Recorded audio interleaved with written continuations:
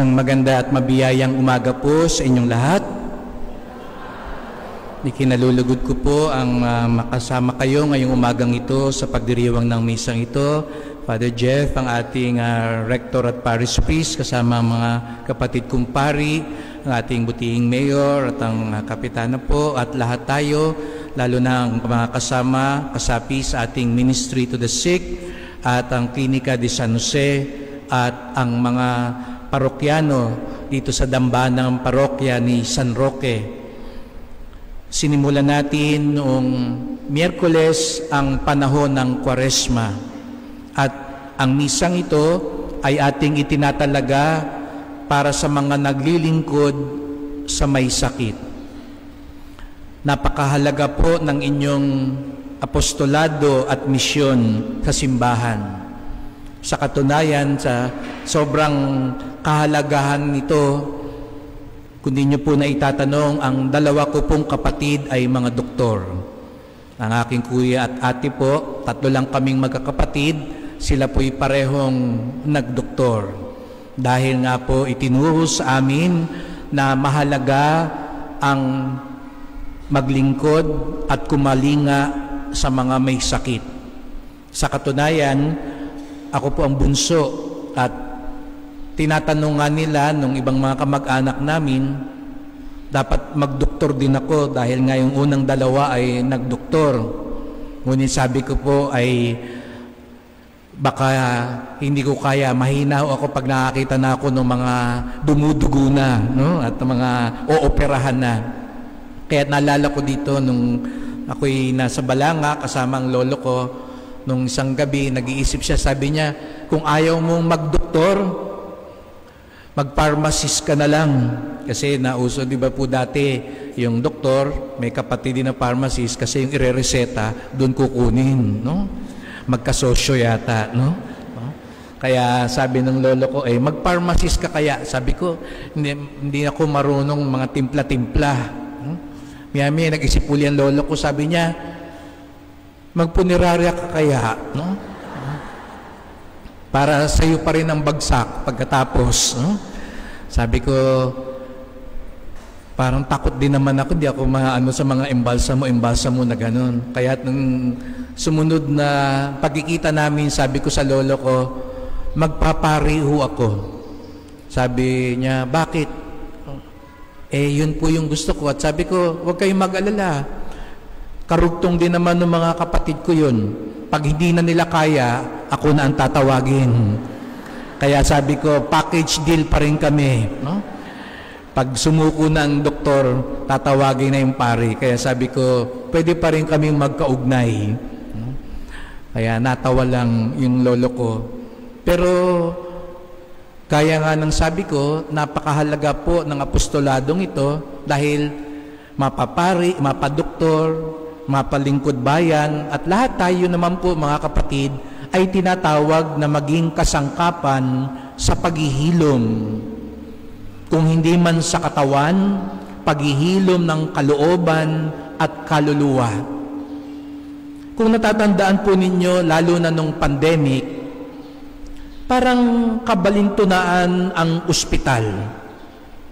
Dahil yun ang lugar na kinatatakutan ng lahat. Dahil baka nga magkaroon ng sakit. Ngunit alam din natin, yun din ang takbuhan ng lahat.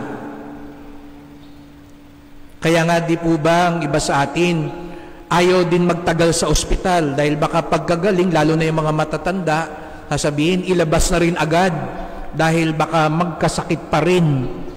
Hindi nyo ba napansin, parang bakit ganun ang ospital?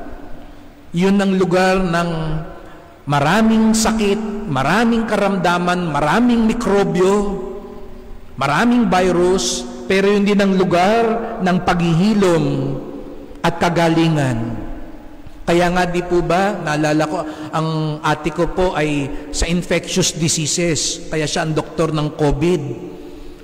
At naalala ko po, kung maalala nyo rin, nung unang bahagi ng pandemya, di ba ho, nakakalungkot man, tinatawag nating bayani sila, pero sila yung kinamumuhian at kinatatakutan ng maraming tao.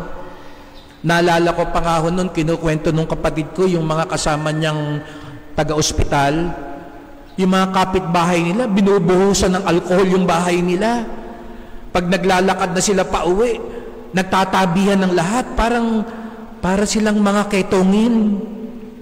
Tapos pag nagkasakit naman, sa kanila tatakbo, sa kanila hihingi ng tulong. Pero nandun yung kabalintunaan. Para silang kinatatakutan, iniiwasan, pero sa bandang huli, sila rin naman ang nilalapitan at hinihinga ng tulong.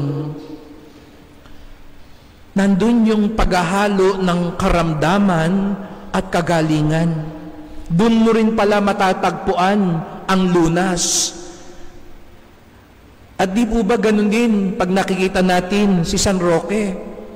Itong dambana na ito na dambana para sa mga may sakit, dambana na humihiling tayo ng kagalingan at lunas. Pero kung titignan niyo si San Roque, ang una nating mapapansin, yung sugat. Kaya parang kabalintunaan uli. Siya yung takbuhan para gumaling, siya yung pinagmumula ng kalakasan at kaginawahan, pero ang imahe niya, sugatan. May sakit. At huwag na tayong lumayo ang ating Panginoong Hesukristo, lalo na sa krus. Tuwing nakikita natin ang krus, naaalala natin ang paghihirap, pagdurusa, kamatayan. Pero sa krus ding iyan na pinasan ng ating Panginoon, sa krus ding iyan na pinagpakuan ng ating Panginoon, diyan din dumaloy ang kagalingan at kaligtasan. Bakit? Dahil pag nagsalubong daw ang karamdaman at pagmamalasakit, pag nagsalubong daw ang hirap at pagmamahal, doon nagkakaroon ng lunas at kagalingan. Kung dati-rati pag nakita ang krus, ang nakikita lang ng tao ay paghihirap, tayong mga Kristiyano, ang nakikita natin kaligtasan. Bakit? Dahil sa nag-uumapaw na pagmamahal ng ating Panginoon. Uulitin ko po uli, pag nagsalubong ang karamdaman at pagmamalasakit, ang hirap at pagmamahal, doon nagkakaroon ng himala, ng lunas at lakas. At di po ba ganun din po ang inyong apostolado? Humaharap po kayo sa mga may sakit. At pagharap nyo sa kanila, ang dala ninyo, pagmamalasakit at pagmamahal. Hindi man siguro gumaling ang kanilang pangangatawan, nagbibigay lunas tayo sa kanilang kalooban at kaluluwa.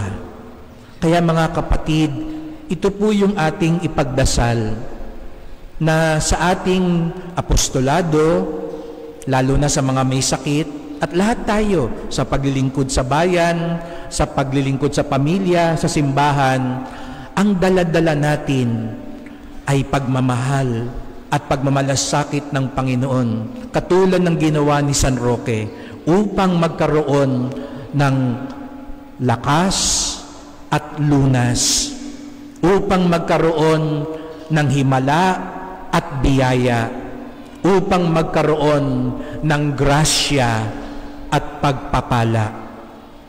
Tuwing makikita po tayo, wag ho sana kayong magsawa na lagi nyo marinig sa akin ng salitang grasya.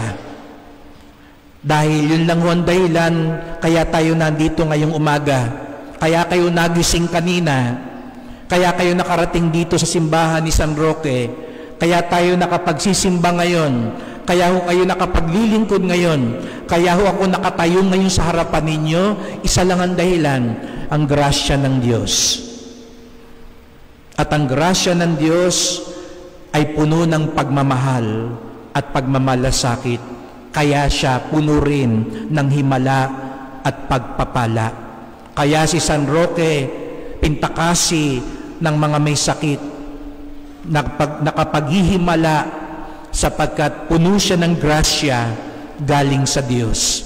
At yun din ang kanyang ibinabahagi sa mga taong lumalapit sa Kanya.